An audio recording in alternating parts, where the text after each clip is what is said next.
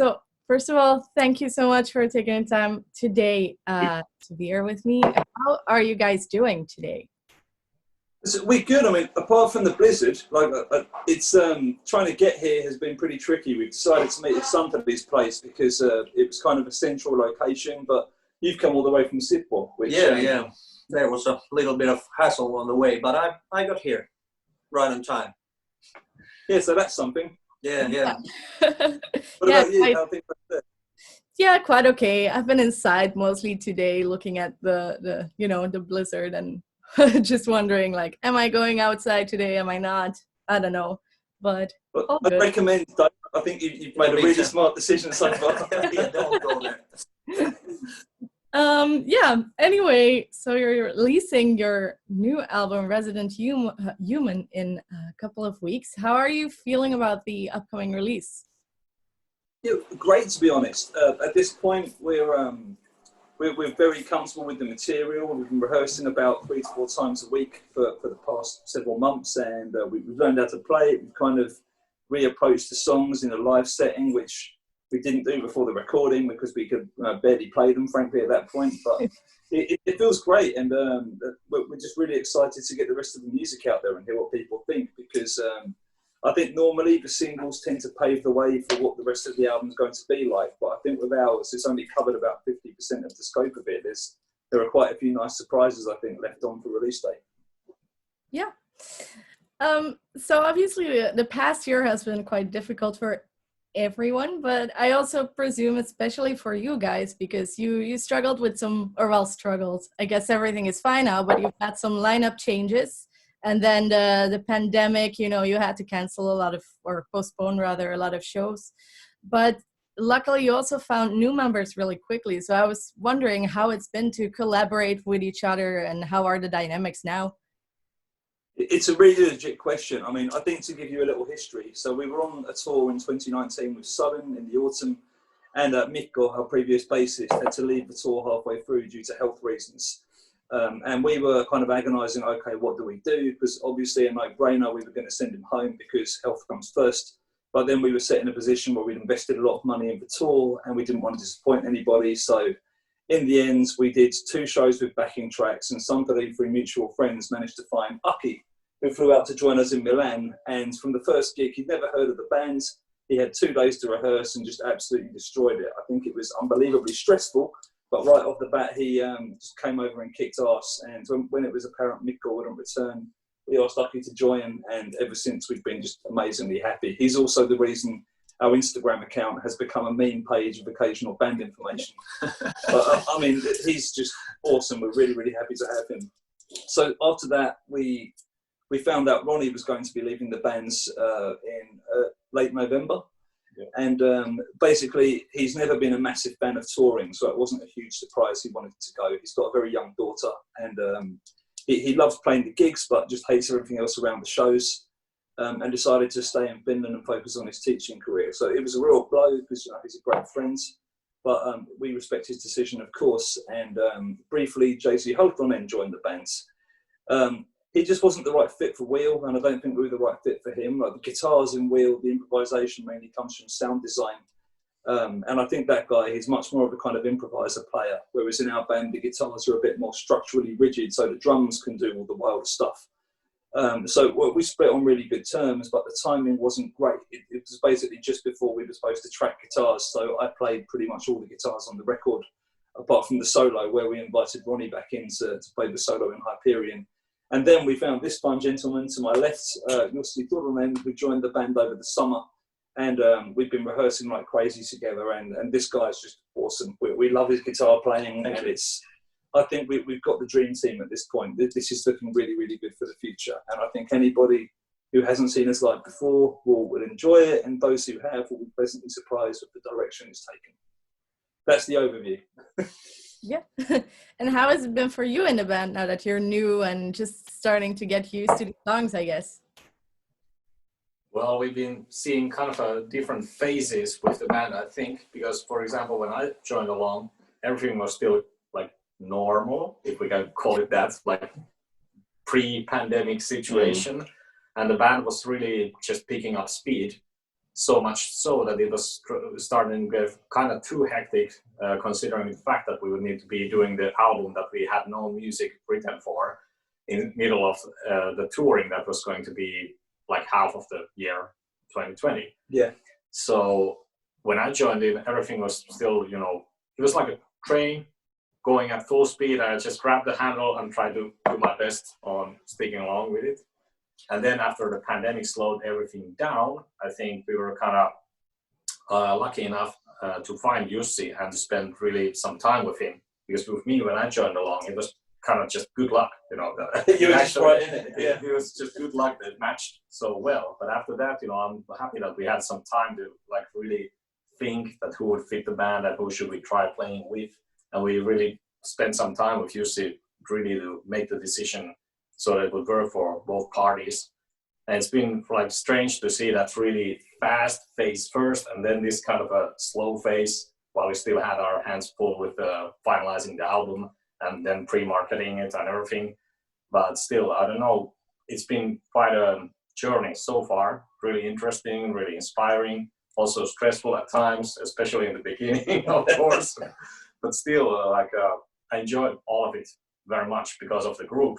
So I don't know, Jussi has a different point of view on this, of course. Yeah, I've never seen a gig with you guys, which is of course a little bit sad. But we've been rehearsing a lot, and for me, it's been really good that we have get to rehearse that a lot because there's lots of songs to, you know, check for the old albums and for the new album also, because I joined the band in the summer and they have done all the guitars and all the records, so I had I would say 20 songs to check, so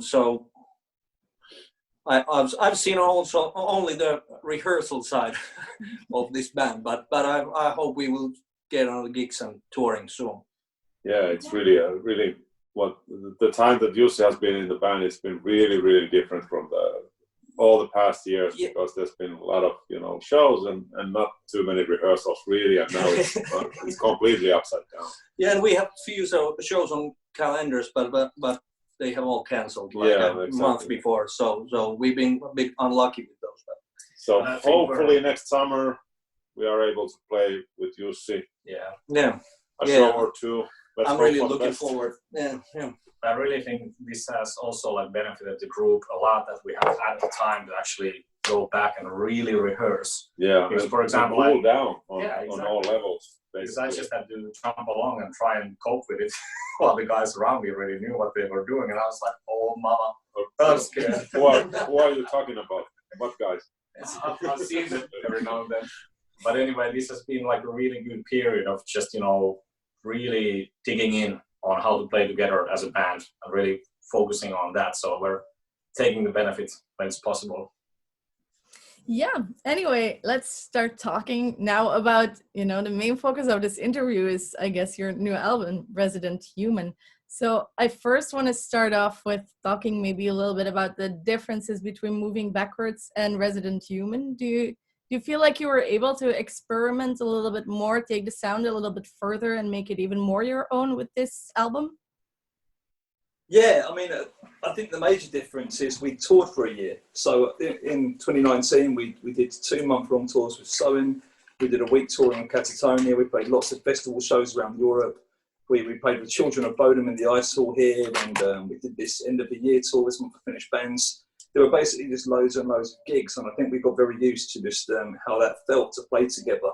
And of course, not using any click tracks live, that means the tempo is a bit more dynamic there, but the overall sound is more dynamic. And I think just getting used to that kind of push-pull of a live bands was very different, because the year before we made Moving Backwards, I think we played about 15 shows tops, less actually. Mm-hmm.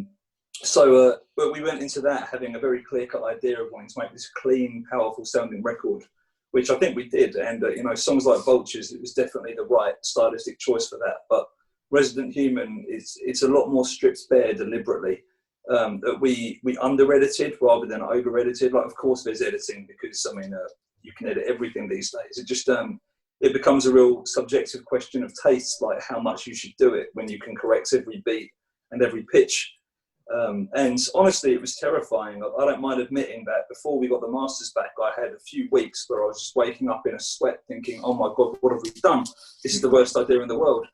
Because we did stuff like turn the click track off during Hyperion, which was somebody's idea, and just kind of let him dictate where the groove was going to go. And honestly, I think it's improved the song dramatically from where it was before. But just making those kind of decisions, quite a lot of it was kind of off the cuff and just experimenting while we went. And we've ended up, that kind of process led into the lyrics, which of course, as always with us, we wrote at the last minute, and we had no plan about that when we started recording, just to show more vulnerability and humanity, I think, than we wanted to on Moving Backwards, because that was a much angrier record. This one is kind of 50-50, anger and reflexive. So it's definitely been a big change, but I think mostly it's just because we're more experienced, we've played live more, and we've made an album before, all of which helps. Yeah. One difference for me, at least, was also that it has a clear intro and an outro, which the previous album didn't have. Does that also have to do with what you mentioned about, Yeah, I guess it does. I mean, weirdly enough, the intro was one of the first bits we had finished. I actually wrote the clean guitar part before the drums come in a hotel room in Istanbul on our tour with Soen last autumn. But the outro, that was just a spontaneous idea we had in the studio, that they had this lovely Yamaha grand piano in there. And when somebody was recording drums and Lucky was doing bass, kind of in the breaks when everyone was getting a coffee, I was just messing around on the piano. And we just thought, yeah, there's something to this. And I think we had these really stratospheric songs with these really kind of dense polyrhythmic arrangements and these really huge structures. And we thought quite a nice way to end it would be to bring people back down to earth gently. Something just really human and organic sounding, just a real piano rather than something as complicated as some of the guitar sounds on the records. Also, I think it's worth saying that outro was originally much longer. It was something like 4.5 minutes. And these guys were like the most brutal editors in the world. They were like, no, cut that. No, it's still too much, cut that again. And I think the real icing on the cake was my brother, Simon, actually ended up playing the second piano on the records. It just felt like something was missing, and kind of this ambient stuff in between. We were kind of going for a True Love Waits by Radiohead vibe with it, and I think he just nailed it. So, yeah, I think it's definitely got a clearer sense of a narrative than the previous record did. You're completely right. Yeah, I was already wondering why it's so short, because it's probably one of the shortest songs that you guys have ever done. So that's funny that it was originally longer. Now, I remember talking with Aki last year, I guess, that he mentioned that you, James, write the bulk of the songs, and then you come together with some ideas. But I was wondering, how do you guys transform a song from what's in James's mind to a Wheel song? I think I can start with that, but you guys should jump in as well. I do a lot of programming with MIDI drums at home, and Santeri and I have always had pretty open discussions about how the beat should go in the tracks. Of course, he's got the final say because he's got to play the thing, but we really try and just mess with our expectations and not just sit on the most obvious thing that can go into the songs. Other than that, I do a lot of the structuring and arranging myself, but I think for it to feel like a democratized thing, which we're really passionate about, once I've put the arrangement out there, to make it fair, people can rip it to pieces and change what the hell they like, and then we just keep tearing it apart until we're all happy with what's in it. And I think maybe that's one of the things we do a bit differently to other bands, is that process takes a really long time, and it doesn't always feel great, but I think the outcome is we end up with much more interesting art than if we just left it as it was and tried to do a carbon copy. And now I think the guys can tell you how horrible I am to work with. Yeah, I think doing the Resident Human, I think the basic pattern was that we sat down at James's home studio and listened to his demos, his kind of starting ideas first.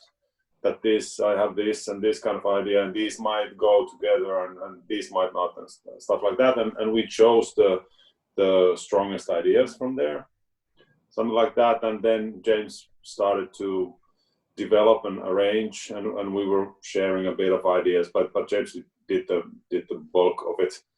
for sure. And when the ideas started to be more ready, then I jumped in and took the drum arrangement thing. And it's really actually really fun way to do, because James is really good with the MIDI drums. He's a good programming, and I can get a lot of good. Well, some ideas are already there. Of course, I just play it, but a lot of it I have to arrange a bit. But still, I get a lot of new ideas, new ways of. Because James is not a drummer. He knows how to play drums, but he's not a drummer. So I get kind of. New ideas, a lot of them, and then like back the other way around. You totally bounce it the other way.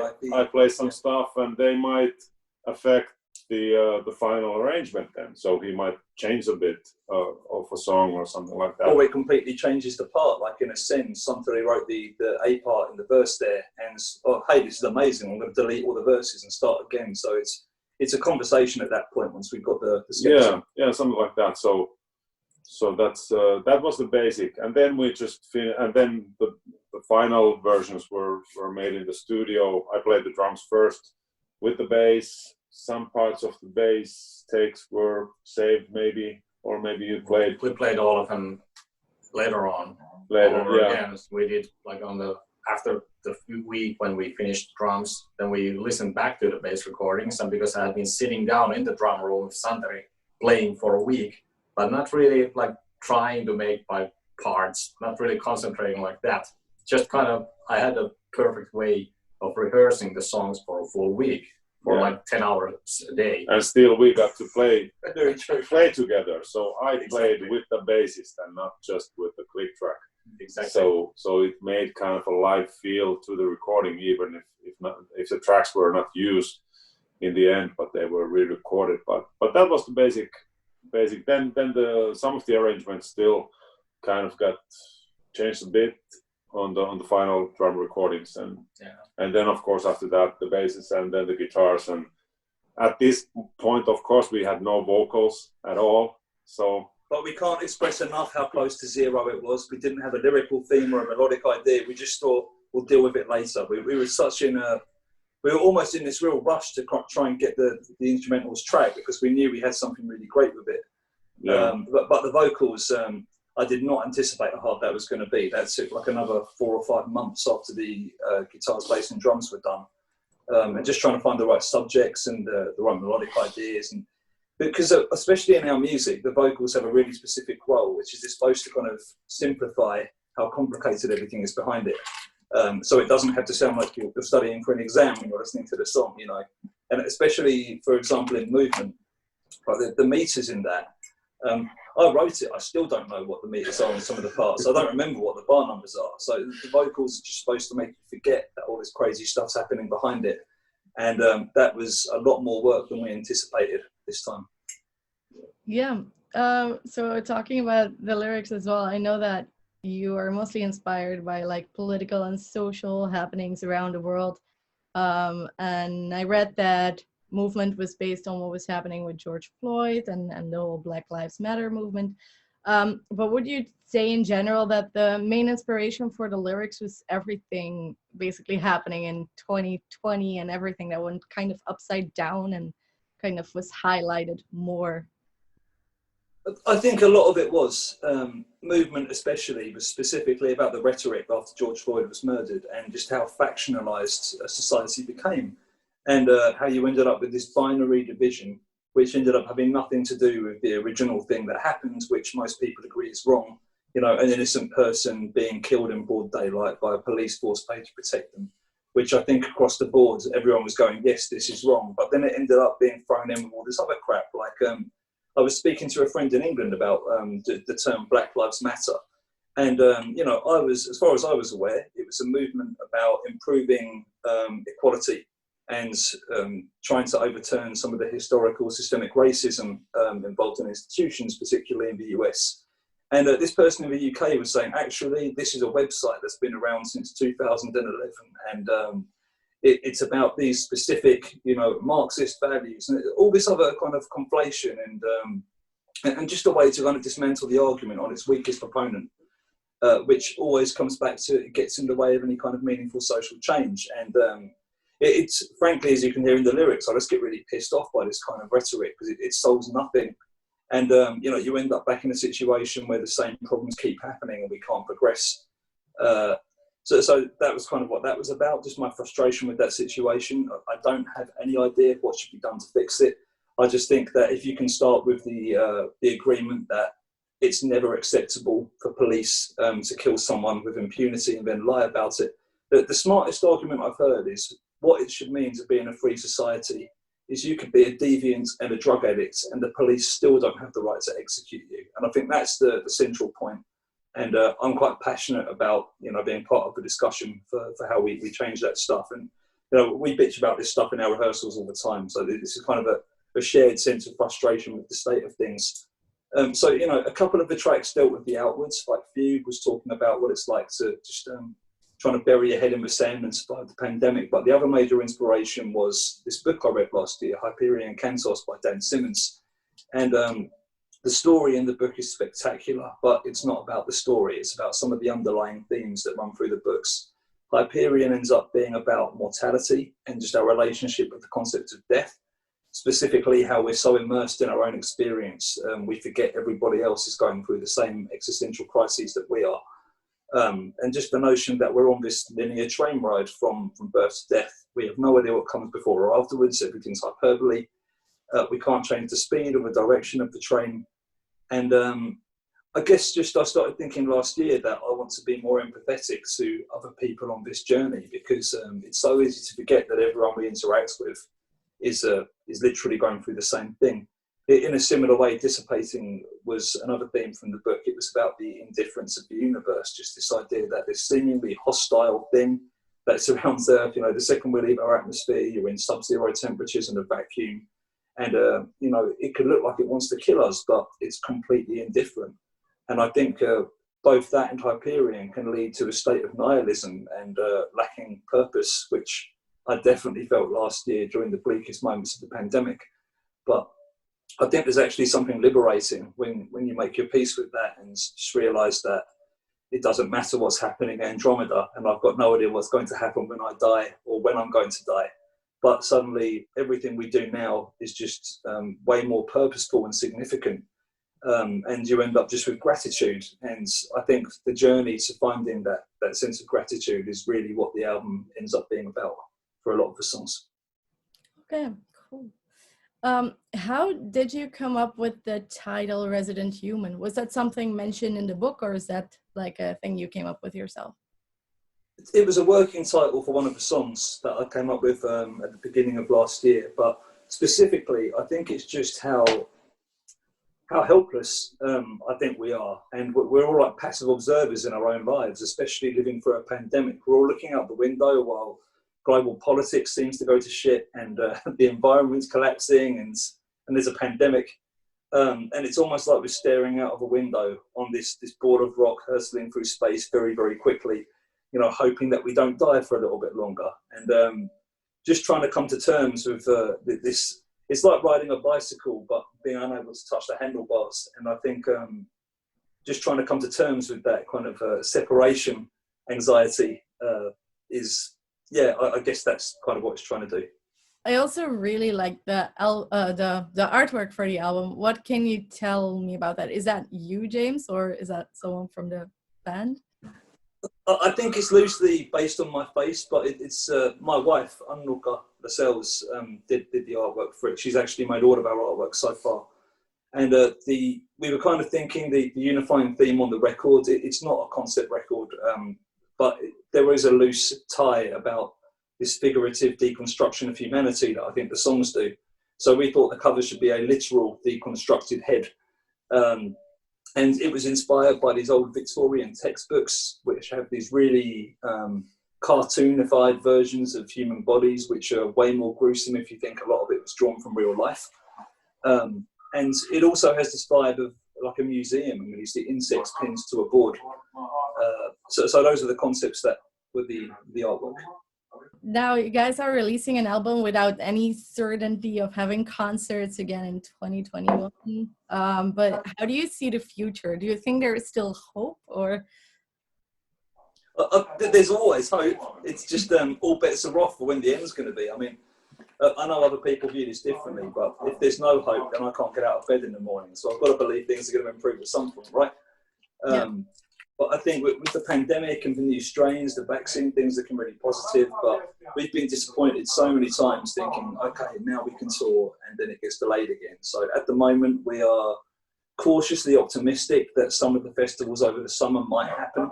But, you know, who knows, who can say? And slightly more optimistic about the beginning of 2022, but hopefully something sooner. What do you think?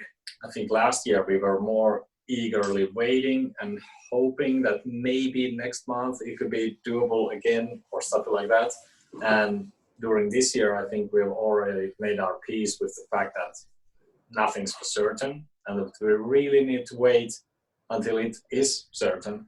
So we're just kind of trying to find ways to keep the band going and waiting for the time when it's actually reasonable and safe for people to gather around in a huge room and have a party listening to this music. So we just gotta wait. But I think we have more patience now than last year because the pandemic has been going on for a while already.